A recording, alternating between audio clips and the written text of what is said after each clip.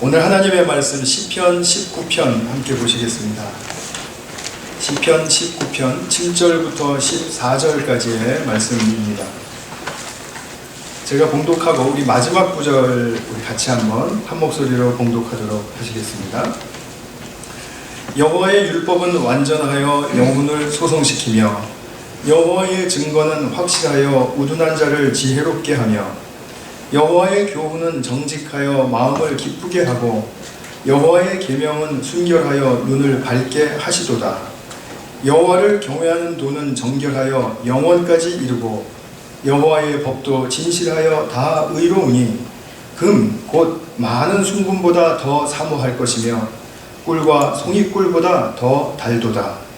또 주의 종이 이것으로 경고를 받고 이것을 지킴으로 상이 크니이다.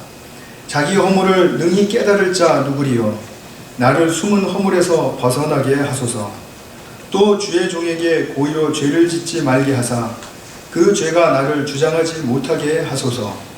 그리하면 내가 정직하여 큰 죄과에서 벗어나겠나이다. 다같이 나의 반석이시여 나의 구속자이신 여호와여 내 입의 말과 마음의 묵상이 주님 앞에 연락되기를 원하나이다. 아멘. 네, 아까 말씀드린 대로 말씀과 묵상 오늘 7번째 시간으로 마무리하도록 하겠습니다. 원래는 한 서너 번 정도 계획을 했었는데 이렇게 길어지게 되었습니다. 먼저 제가 나누어 드렸던 이 말씀 묵상 가이드 한 페이지로 반 페이지로 된 우리 가이드를 못 받으신 분들은 나가시면서 교회홀 데스크에서 하나씩 가져가셔서 말씀 묵상하실 때 도움이 되셨으면 합니다.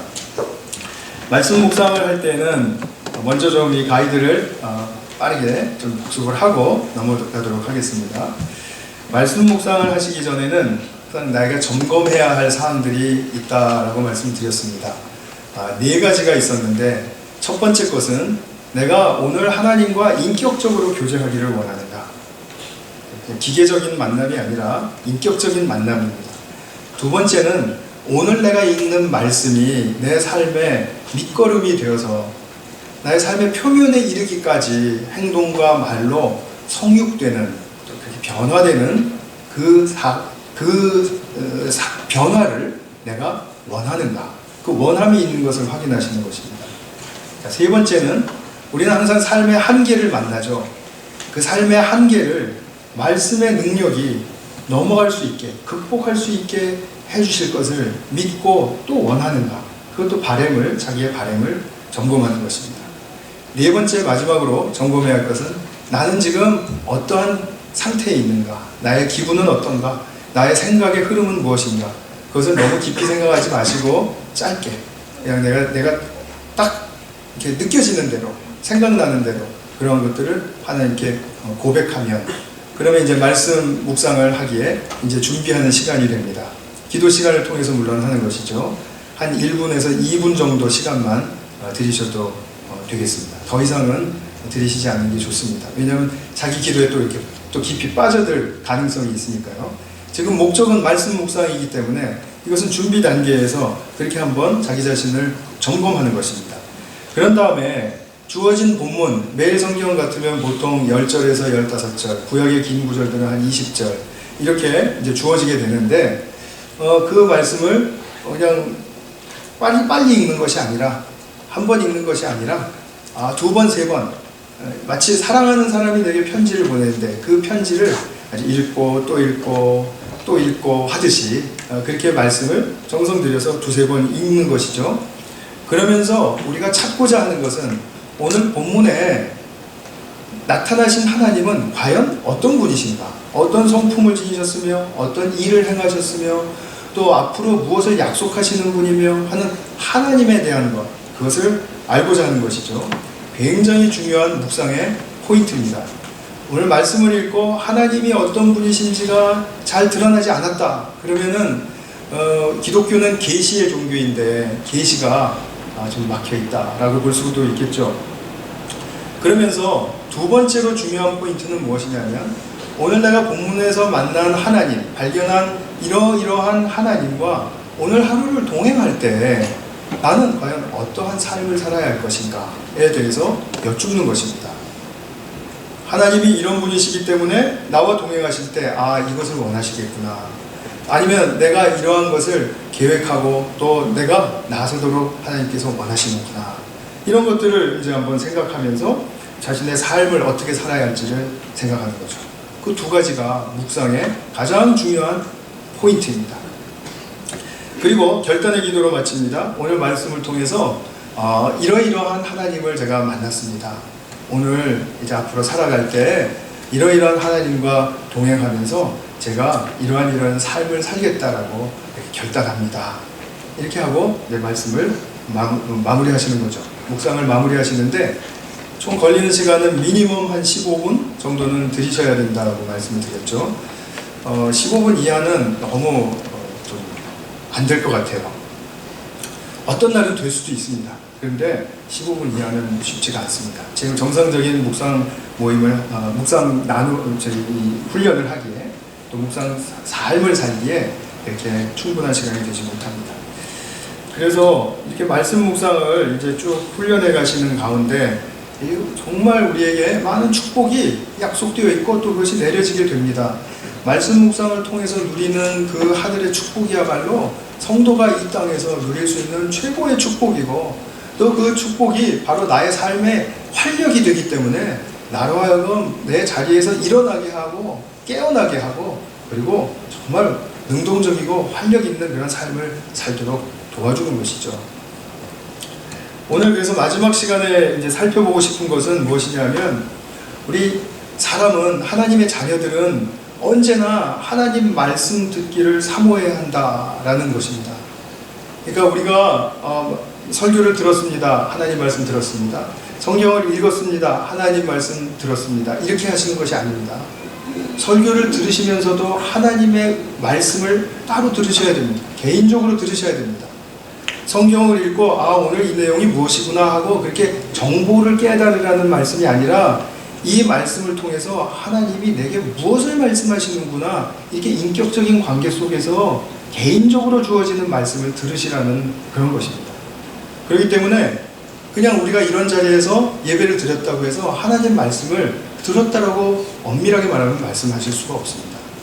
내게 들려지는 말씀이 있을 때 나는 오늘 하나님 말씀을 들었습니다, 이렇게 말할 수 있다는 거죠. 사람이 창조되자마자 말하도록 지어지지 않았습니다. 말은 배워서 나중에 하게 되어 있고요. 먼저 창조되자마자 우리는 하나님의 말씀을 듣고 깨우침을 얻도록 그렇게 지으심을 받았습니다. 그러니까 우리는 내 생각과 내 말도 삶에 매우 중요한 요소입니다만, 그러나 앞서서 더 중요한 것은 듣는 것이 선행되어야 한다는 것입니다. 그러지 않으면 우리가 하나님이 어떤 분인지를 알 수가 없고, 그런 하나님과 살기를 원한다면 어떤 삶을 살 것인지 알 수가 없을 것입니다. 그래서 말씀 묵상에서는 하나님의 말씀하시는 것을 항상 듣는다라는, 경청하겠다라는 그 자세, 즉 그것을 겸손한 자세라고 하죠. 그래서 나의 그릇이 하나님의 말씀이 담기도록 그렇게 준비하는 그 듣는 자세를 갖는 것이 굉장히 중요한 것입니다. 그것이야말로 바로 우리의 삶을 복음적인 진짜 차원으로 끌어올릴 수 있는 것이죠. 그래서 오늘 제가 말씀드리고 싶은 그 소주제들은 말이 품은 의미가 뭔가, 그런 다음에 우리가 참 듣기를 원하지만 참 듣지를 못하는 그런 우리의 영적인 문움이 있습니다. 그런 부분들을 좀 살펴보고요. 그러나 우리 묵상을 통해서 말씀이 들려질 때는 어떠한 정도까지 우리가 삶에 각오를 해야 하는가 하는 그런 좀 말하자면 좀 레디컬한 부분까지 제가 오늘 좀 다루어보도록 그렇게 하겠습니다. 오늘 말씀 보면은 다윗이 지은 시인데요. 나의 여호와여, 내 입의 말과 마음의 묵상이 주께 연락되기를 원한다. 기뻐 받으실 만한 것이 되기를 원합니다. 이런 지금 뜻으로 이제 소원하면서 고백하고 있는 것이죠. 그래서 이 말씀을 보더라도 말이 중요하구나, 어떤 말을 드려야 하는지가 중요하구나 하는 것을 생각하게 되는데, 참 우리가 인간에게 있어서 말이 얼마나 중요한 기능입니까? 언어학자들은 인간과 동물들이 다른 그 가장 큰 차이가 있다면 그것은 언어이다 라고 그렇게 이야기하죠. 제가 TV 동물 프로그램을 우연히 봤는데요. 그 사회자가 자기가 침팬지의 그 언어를 배웠다고 하면서 막 제가 여기서 흉내낼 수 없을 정도로 그렇게 적나라하게 흉내를 내더라고요. 막 이러면서 하더라고요. 근데 실제로 침팬지의 언어가 발견된 것이 70개에서 80개 정도 된다고 합니다. 그러니까 침팬지도 제법 언어로 소통하는 거죠. 우리가 미국에 와서 불편하지만 불편 없이 그래도 살만하다 하면 500단어를 자유자재로 구사하면은 그러면은 그냥 큰 불편 없다. 기본은 하고 산다. 이렇게 얘기하죠. 우리 500단어, 침팬지는 7, 80단어. 이제 이런 건데요. 사실은 우리의 500단어 훨씬 이상이죠. 우리 인간의 언어의 능력이라는 것은 수만 가지, 수십만 가지 이렇게 언어를 사용할 수 있다고 합니다. 근데 우리가 미국에 와서 위축되고 그리고 참 그 열등감 느껴서 속상해질 때가 언제죠? 영어를 잘 못해서이죠. 언어 구사 능력이 떨어지면 자기가 굉장히 미워질 때가 참 많습니다. 제가 얼마 전에 이제 줄 서서 기다려야 되는 식당에 갔는데 주문을 하고서 버터를 좀 같이 해먹으면 좋을 것 같아서 버터를 달라고 했습니다. 2개 달라고 했습니다. 하나 말고 2개면 더 좋을 것 같더라고요. 그랬는데 이 주문을 받은 사람이 다들 쩔쩔매면서 막 수선을 떨더니 워터를 2개를 딱 가져왔습니다. 그래서 아니 워터가 아니라 버터를 원한다고 되게 못 알아듣는 거예요. 그거를 뒤에서 이제 참다 못해서 미국 여인 한 분이 친절하죠. 이 사람 지금 버터를 원하는 거라고 했더니 버터! 그러면서 그래요. 근데 제가 뭐 이렇게 뭐 폭로할 필요까지는 없겠습니다만 지금 미국에 그래도 19살 때 와가지고 지금 30한 4, 5년째 살고 있는데요. 정말 무너지는 것 같더라고요. 워터를 달라고 했는데 워터를 주는 이 나의 그래서 정말 너무 속상했습니다. 근데 미국 여자가 저 통역해준 여자가 저한테 You did fine 뭐 그러는 거예요. 근데 그 말도 또 이상하게 들려요. 너는 못하는데 최선을 다했다라고 하는 의미에서 You did fine이라고 하는 거지. 너는 미국 사람이 알아들을 수 있을 정도로 영어를 했다라는 그 차원에서 정말 You did fine이라고 말한 건지. 정말 너무나 복잡한 생각으로 나왔습니다. 근데 이 말을 잘 못할 때도 이 문제가 참 있고 슬픈데요. 이 말 못한다고 슬퍼할 일이 아닙니다. 더 슬픈 일이 있기 때문에 그렇습니다. 우리가 말을 잘 못 알아듣는 것이 더 문제입니다. 물론 랭귀지 측면에서도 그렇지만 이 말씀을 좀 드리려고 해요. 이해력이 부족하다든지 또 말귀를 알아듣는 센스가 부족하다든지 이것도 참 우리 답답하지 않습니까? 굉장히 대화하기가 힘들지 않아요. 근데 더 심각한 것은 뭐냐면 말은 듣는데 왜곡해서 듣는 것입니다. 더 나아가서는 자기가 듣고 싶은 것만 골라서 듣는 그 신기한 능력이 우리 안에 있다는 거죠. 그래서 말이라는 것은 다른 사람과 잘 통하기 위한 것인데, 더 깊이 통하기 위한 것인데, 그런 도구로 사용되지가 않고 말로 말미암아 더 싸우고 꼬투리가 잡히고 막 사이가 안 좋아지고 막 이렇게 되는 거죠. 그래서 제가 몇 달 전까지 이제 야고보서 강의를 하고 마쳤는데 그때 말에 대한 이제 말씀을 제가 2번 드렸습니다. 야고보서 1장 19절에 보면 이런 말씀이 있습니다. 너희는 듣기는 속히 하고 말하기는 더디하라. 그죠? 그러니까 듣는 것이 더 중요하다는 거죠. 이건 뭐 의심할 여지가 없습니다. 그리고 나서 3장 1절에서는 야고보 사도가 우리가 다 실수가 많은데 만일 말에 실수가 없는 자라면 정말 그건 온전한 사람이다. 이렇게 얘기합니다. 인간이 하나님을 떠나서 분리된 것이 죄이죠. 우리가 죄를 짓기 전에 하나님과 떠나 있는 상태가 죄이고 그것이 타락입니다. 이 개념을 분명히 하시면 좋겠습니다. 근데 아담과 하와가 하나님이 따먹지 말라고 한 것을 먹은 후에 생긴 증상이 무엇이었습니까? 하나님이 그들을 부르실 때 아담아, 하와야, 아담아 어디 있느냐 이렇게 부르실 때 아담이 어떻게 느꼈죠? 덜컥 겁이 나고 서먹해지고 그리고 두려워졌고요. 그리고 자기 모습에 대해서 부끄럽다는 고백을 했습니다. 하나님은 그냥 부르셨어요. 아담아 네가 어디 있느냐 이렇게 잘 부르셨는데 그 진지하고 진심이 섞인 하나님의 음성이 갑자기 두려워지고 서먹해지고 그리고 자기 자신이 부끄러워지더라는 거죠. 누가 우리 좀 얘기 좀 할까요? 이렇게 하면은요 진지하게 얘기할수록 더 겁이 덜컥 나죠. 무슨 얘기하려고 그러는 걸까? 빨리 얘기하세요. 빨리 이렇게 되는 거죠. 여자분들은 남자분들에 대해서 좀 배려해 주셔야 될 게 있어요. 그게 뭐냐면 너무 진지하게 여보 나랑 얘기 좀 해요. 여기 좀 앉아봐요. 이렇게 하면요 남자의 우리 교회에서 한두 분 정도 빼놓고 모든 남자들이 다 쫄 겁니다. 그러면 어떻게 되느냐 자기를 더 방어합니다. 무슨 말을 할까 생각하고 내가 이걸 어떻게 빠져나갈까를 궁리하면서 대화에 임하기 때문에 그렇기 때문에 이거는 대화가 더 안 돼요. 그래서 가급적이면 기분 좋을 때 차 한잔 타주면서 이런저런 얘기하다가 그런데 이렇게 얘기하면은 그래도 안 될 판인데 어쨌든 간에 그렇게 하셔야 됩니다. 너무 진지하게 막 이렇게 하면요 사람이 그 진지함 앞에 주눅 들고 위축되는 경향이 있습니다. 그래서 우리가 하나님을 떠나고 나니까 이런 증상들이 생긴 겁니다. 그래서 이 하나님을 떠나고서 나 혼자 살래니까 하나님 없이 나 혼자 살래니까 자기중심성만 강해지는 거죠. 자기중심성이 강해지다 보니까 이런 대화와 교제와 또 사귐에 있어서 자꾸 문제들이 일어나는 것입니다. 이것이 바로 죄의 증상입니다. 누가 잘하고 못하고가 없습니다. 이것은 죄의 증상입니다. 당신의 증상이고 나의 증상이고 그런 것입니다. 문제는 예수님을 믿고서도 듣는 훈련이 잘 되지가 않으면 대화와 교제에 여전히 많은 문제들이 산적하게 된다는 것이죠.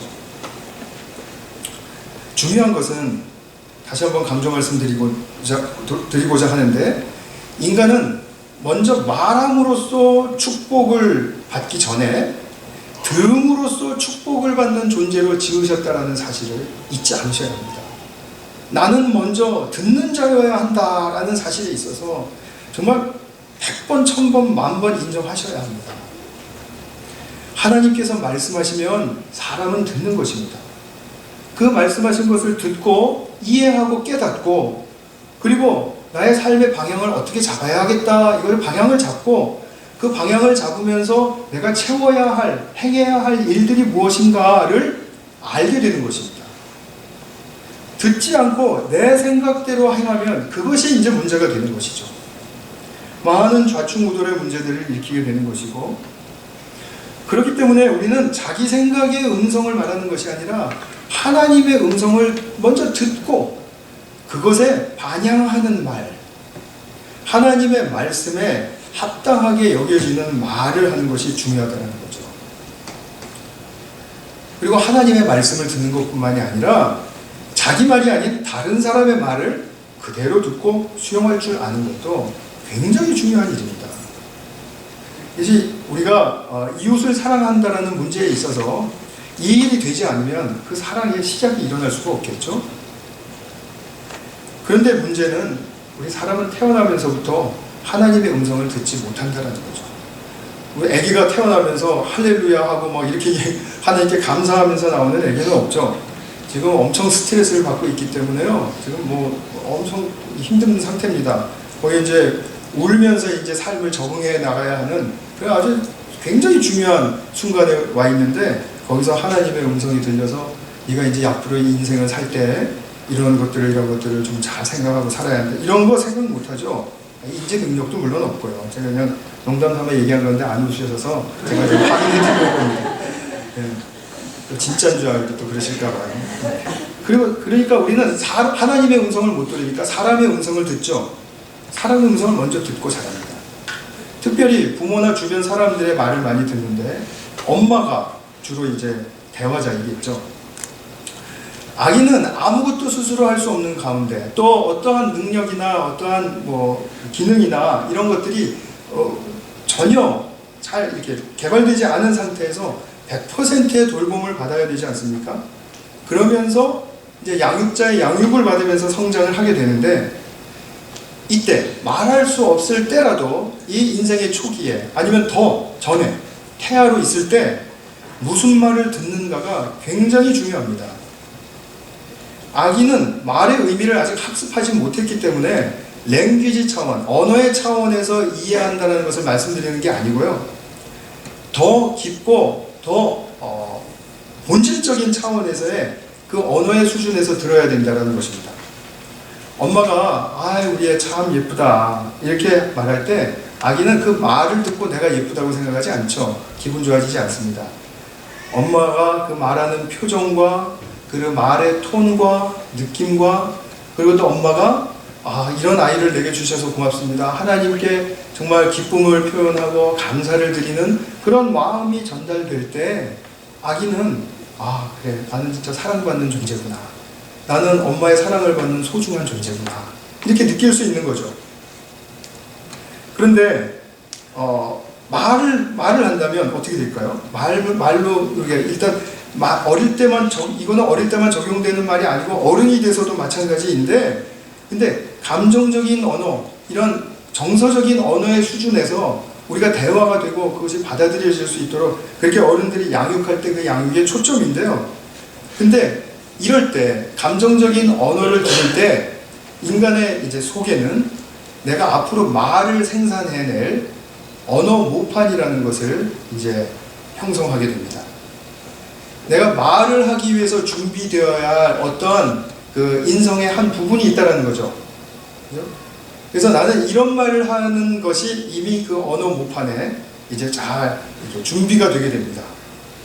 야고보서 강의할 때 제가 말씀을 드렸는데 이 부분 굉장히 중요한 부분입니다. 그래서 인생의 초기 양육이 굉장히 중요한 것이거든요. 그래서 언어 모판이 어릴 때부터 부정적으로 형성되면은, 그죠? 너는 정말 이렇게 빽빽거리고 울기만 하고 정말 신경질나 죽겠다. 너는 왜 이렇게 나를 괴롭히니? 너는 왜 나를 이렇게 바쁘게 하니? 쉴 틈도 없잖아. 이런 메시지를 자꾸 주게 되면은 아이는 결국 처음에는 그게 무슨 뜻인지 잘 못 느끼다가 나중에는 엄마는 나를 귀찮아하는구나. 나는 엄마한테 쓸모가 없구나. 엄마는 나를 사랑하지 않는구나.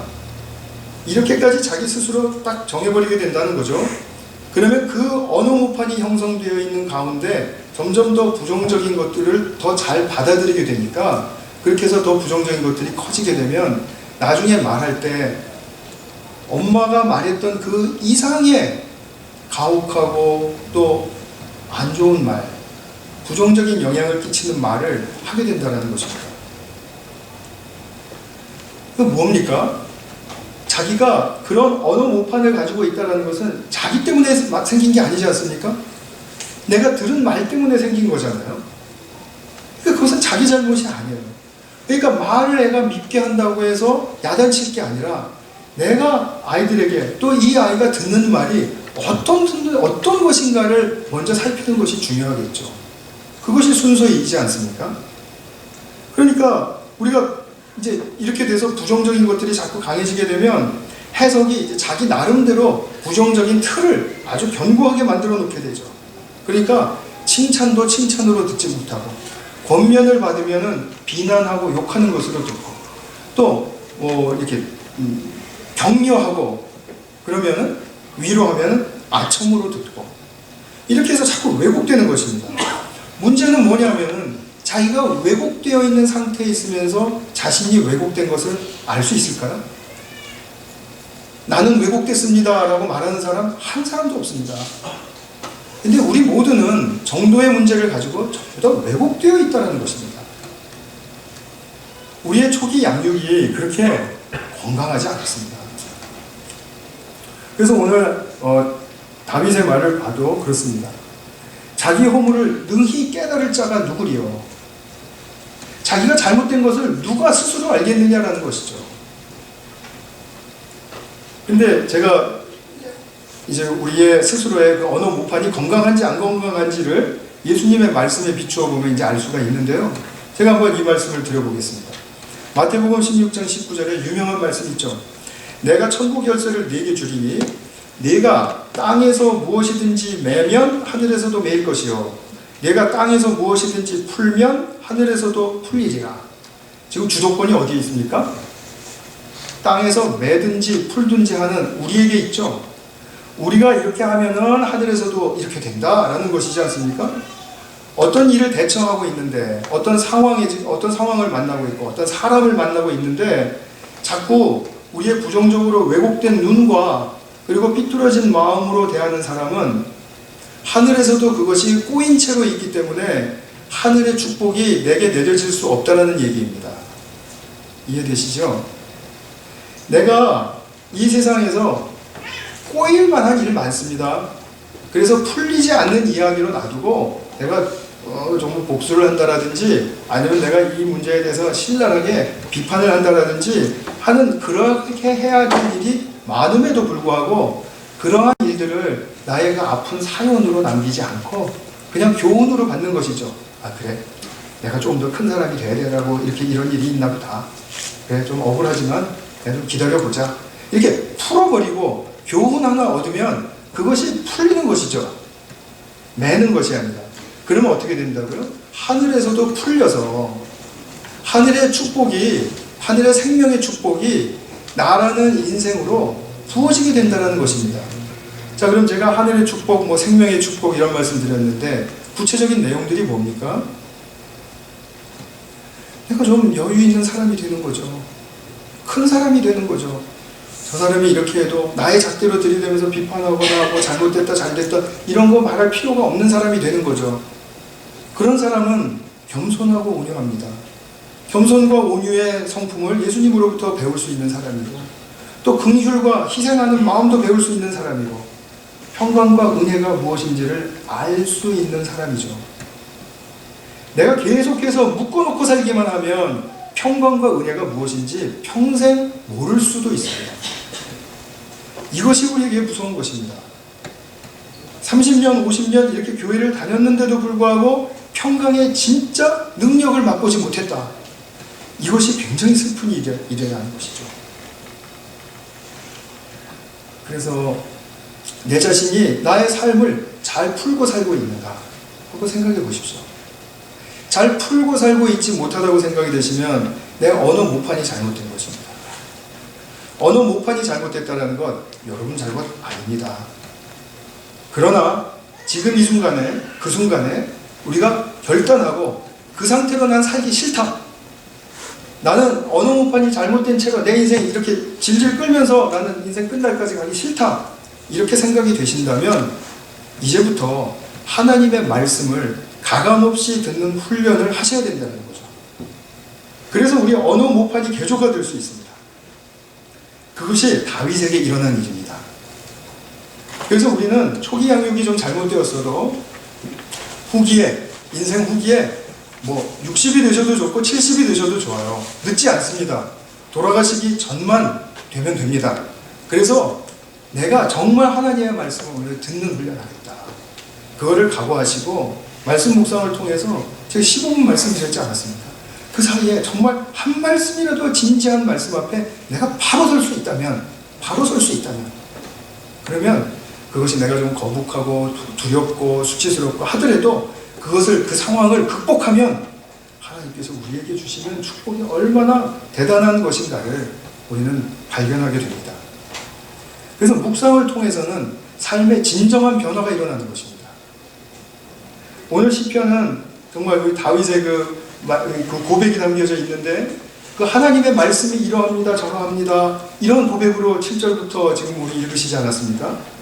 자, 이렇게 되는 가운데 자신의 그 하나님의 말씀이 이러하다 저러하다라는 것을 발견하고 그것이 진짜 자기 자신에게 삶의 힘이 된다는 것을 깨닫고 그 힘이 자기를 새롭게 한다는 것, 리뉴얼 한다는 그 새롭게 하신다는 것을 정말 경험할 때 다윗은 정말 깜짝 놀란 것입니다.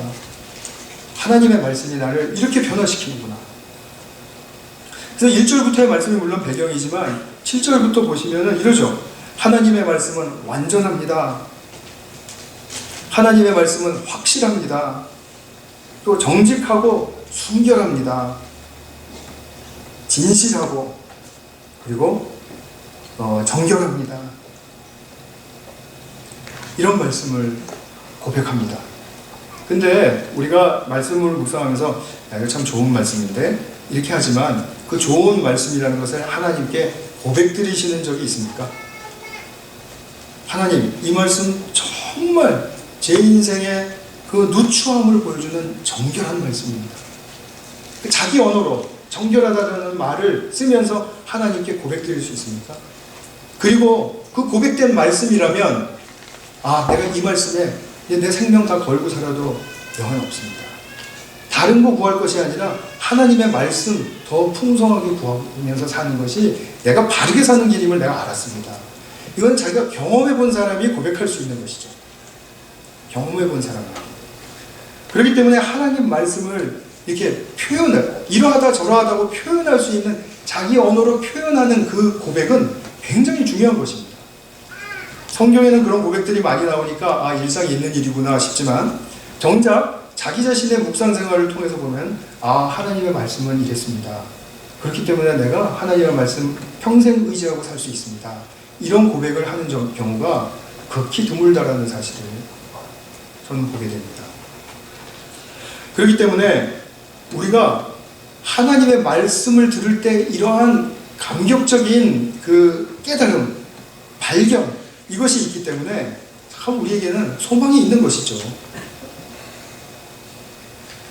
사람이 성인이 된 후에 누구나 다 자기를 개발하고 싶어 합니다. 그죠? 학위도 받고, 그리고 또 자격증도 받고, 또 여러 가지 취미생활도 할 때도 내가 더 개발하고 싶고, 테니스를 쳐도 더 잘 치고 싶고, 이렇게 해서 자기를 개발하는 쪽으로 가기를 다 좋아합니다. 다 좋아하는데, 근데 무서운 것은 뭐냐면, 우리가 진정으로 변화되는 것은 좋아하지 않는다는 것입니다. 인정하실 수 있습니까? 나는 진정으로 내 뿌리부터 나는 바뀌기를 원한다라고 자기가 엄청나게 나쁜 짓 해놓고 그렇게 생각하는 게 아니라요. 지금 우리 평상시에 보통의 상태에서 정말 나는 뿌리부터 바뀌기를 원합니다. 그렇게 간절히 원하시는 분들이 거의 없습니다. 왜 그렇습니까? 변화는요, 진정한 변화는 내가 여태까지 살아왔던 자신의 기반을 흔들기 때문에 그렇습니다. 흔들면은 위험하게 느껴지고 그 위기감 속에서 다시 빨리 내 자리로 돌아가야 한다는 거죠. 그것은 근데 대단한 것으로 돌아가는 것이 아니라 그냥 자기 중심성으로 돌아가는 것입니다. 그래서 자기 자신을 열지 못합니다. 정말 진리의 핵심으로 들어가지를 못합니다. 핵심 부분에서 맴도는 것은 잘하고 있습니다. 아주 궤적을 따라서 루틴하게 아주 잘하고 있습니다. 그런데 깊은 변화는 원하지 않습니다. 왜 그럴까요? 말씀드렸듯이 나를 압도할 수 있는 이 진지하고도 진정한 말씀이 내게 딱 들려지면 내가 그렇게 살아야 하니까요. 내가 그렇게 살기까지는 지금 아직 준비가 안 된 것 같거든요. 그리고 그것이 불안하게 느껴지거든요. 예를 들어 보겠습니다. 하나님께서 나를 그토록 사랑하신다.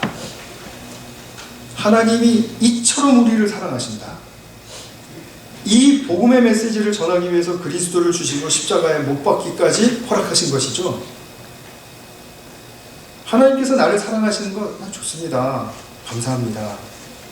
그런데요, 사실은 하나님의 사랑의 크기와 깊이와 높이와 넓이를 점점 더 알아가면 알아갈수록 내가 그 사랑에 합당한 존재로 바뀌어야 된다라는 그런 그 영혼의 외침이 우리를 계속해서 울리기 때문에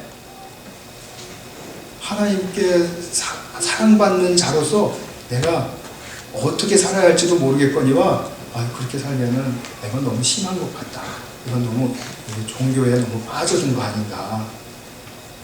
이렇게 생각이 들면서 그래, 그건 너무 심하니까 주변에서 적정선을 유지하면서 하나님이 나 때문에 너무너무 기쁨을 이기지 못하시고 하나님이 나 때문에 정말 즐거이 춤추시는 분이다. 스바냐서 3장 17절의 말씀. 또 하나님이 세상을 이처럼 사랑하신다. 요한복음 3장 16절 말씀. 얼마나 중요한 복음의 핵심을 담은 말씀입니까? 근데 이 말씀이 어느덧 우리에게는 그냥 주변을 맴도는 말씀으로만 치장되어 있지, 이 말씀이 나의 깊은 심령 가운데 꿰뚫어 들어오고, 그리고 그것을 정말 나의 뿌리를 뽑아내는 그런 변화를 감수하게 하는 그런 역사는 허용하지 않고 있다는 사실에 대해서 우리의 깊은 영적인 문제가 있는 것입니다. 이 핵심을 담은 말씀이 우리에게 충격으로 다가오질 않아요. 그리고 그렇게까지는 사랑하실 리가 없다라고 믿어요. 내가 이렇게 죄를 짓고 내가 이렇게 못됐고 내가 여태까지 하나님이 이렇게 배반하면서 살았는데 그래도 하나님이라면 그래도 뭔가 기준이 있으실 테니까 그래도 나 같은 사람은 그냥 뭐 한 2등급 정도로 사랑하시겠지.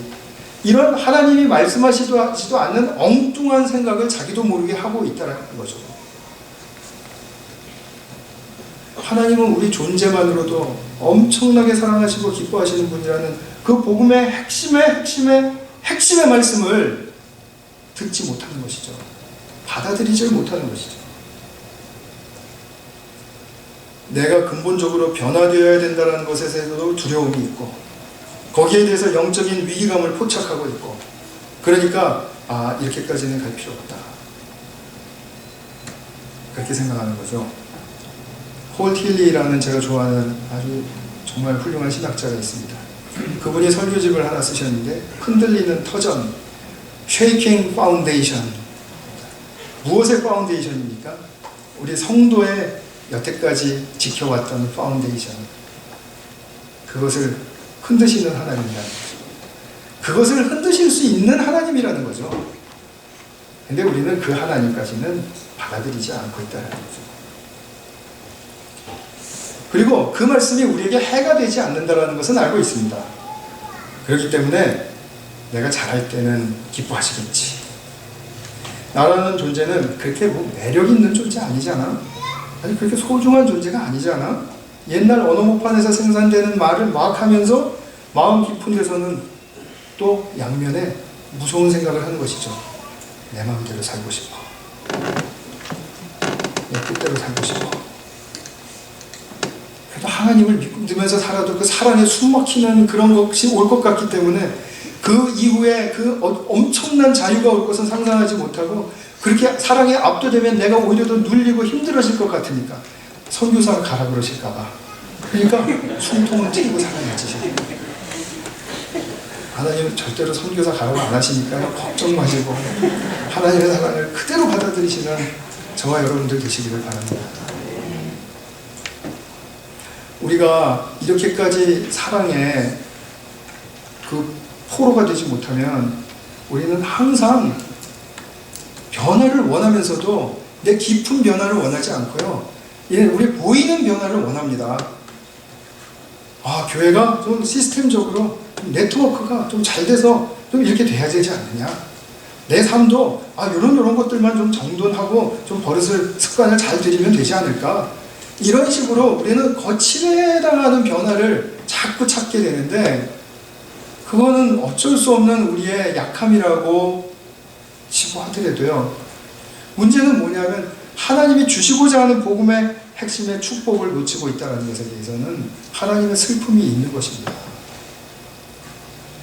그래서 우리가 어떤 사람이든지 간에 하나님의 말씀 앞에 완벽하게 엎드려지는 승복하는 일이 있어야 됩니다. 저 옛날에 예수님 믿을 때 한 번 했습니다. 한 번 잘하셨고요, 여러 번 있으셔야 합니다. 여러 번. 저는 정말 실질적으로 저와 성도님들이 한 달에 한 번 정도 이런 일만 있어도 우리의 지금 현실은 다르다고 생각해요. 우리는 매일 똑같은 문제 가지고 시달리고 반복되는 문제로 씨름하고, 또 그것이 해결되지 않는다라고 아우성하고 기도하고, 또 그러면서도 근본적인 핵심적인 변화는 원하지 않기 때문에 항상 맴맴 도는 그 상황에서 살고 있습니다. 계속 강조 말씀드리듯이 누구의 잘못이라는 말씀을 드리고자 하는 게 아니라 이것이 우리가 하나님을 떠난 상태에서 영적인 무능의 상태라는 것. 그렇기 때문에 우리는 정말 이런 문제에 있어서 하나님의 말씀을 듣지 않고는 무기력하다. powerless. 우리는 전적으로 힘이 없습니다. 그것을 고백할 수 있는 그런 겸허한 성도의 모습이 갖추어져야 된다는 것입니다. 이스라엘 백성들이 가나안 땅으로 부르심을 받고 난 다음에 1400년을 그 땅에서 살지 않았습니까? 그런데 1400년을 살면서 하나님 말씀 안 듣는다고 그토록 호되게 징계를 받고 또 받았습니다. 그래서 매를 맞고서 터진 곳이 너무 많아서 더 이상 뗄 곳이 없다라고까지 하나님 말씀하십니다. 근데 그 이유가 뭐죠? 왜 그렇게 호되게 징계를 받으면서도 그들이 변화되지를 못했을까요? 변화되고자 하는 시도를 안 했기 때문에 그랬을까요? 아닙니다. 변화되고자 하는 시도 많이 했습니다. 그런데도 혼났습니다. 왜요? 하나님의 말씀을 진짜 듣지 못했기 때문입니다. 진짜로. 이 진짜로라는 말을 어떻게 제가 좀 강조해서 설명을 드릴 수 있을까 정말 좀 안타깝습니다. 그래서 이사야서 66장의 그 긴 말씀 중에 가장 첫 말씀이 뭡니까? 가장 첫 말씀. 하늘이여 들으라, 땅이여 귀를 기울이라. 하나님의 처절한 외침이죠. 좀 들어다오 이 말씀이죠. 우리가 이런 말씀을 날마다 들을 수 있는 환경 속에, 영적인 환경 속에 들어와 있다는 것은 그리스도로 말미암은 엄청난 축복입니다. 그 축복을 우리가 놓치지 말아야 합니다. 저를 포함해서 많은 분들이 하나님의 말씀을 들을 때 다윗과 같이 하나님의 말씀은 정말 이건 너무나 완전하구나, 너무나 순결하구나, 이런 고백이 다 나올 수 있는 그런 하나님의 자녀들이 되었으면 좋겠습니다. 이렇게 할 수 있는 사람이 진정한 축복의 사람입니다. 나는 최근에 하나님의 말씀을 묵상하면서 이런 고백을 드린 적이 있었던가? 이런 고백이 여러 번 자주 있어야 된다는 사실을 말씀드리고 싶습니다. 말씀을 맺겠습니다. 다윗은 자기가 어렸을 때 형성된 그 언어 모판이 하나님의 들려지는 말씀으로 인해서 크게 변화되었던 사람입니다. 이것은 묵상을 통해서만 가능하거든요. 우리에게도 동일합니다. 그래서 마음의 묵상이 먼저 일어나야 합니다. 들려진 말씀이 나의 마음, 언어 모판을 기경하는, 잘 가꾸는 그것이 있어야 하고요. 그 다음에 나의 입술에서 나오는 하나님의 말씀은 완전합니다, 순결합니다, 정결합니다, 이런 말씀들이 하나님께 기쁨이 된다는 사실 속에서 나의 삶이 새롭게 힘을 얻는 것이죠. 진짜 힘입니다. 우리가 말씀 묵상에 어떠한 영원한 축복이 약속되어 있는지를 다 우리 함께 영적으로 큰 눈을 뜨고 목도하실 수 있기를 바랍니다. 그래서 우리 교회 모든 성도님들이 말씀을 펴고 묵상하실 때마다 크신 성령의 기름 부으심이 넘치기를 간절한 마음으로 축원합니다. 같이 한번 기도하겠습니다.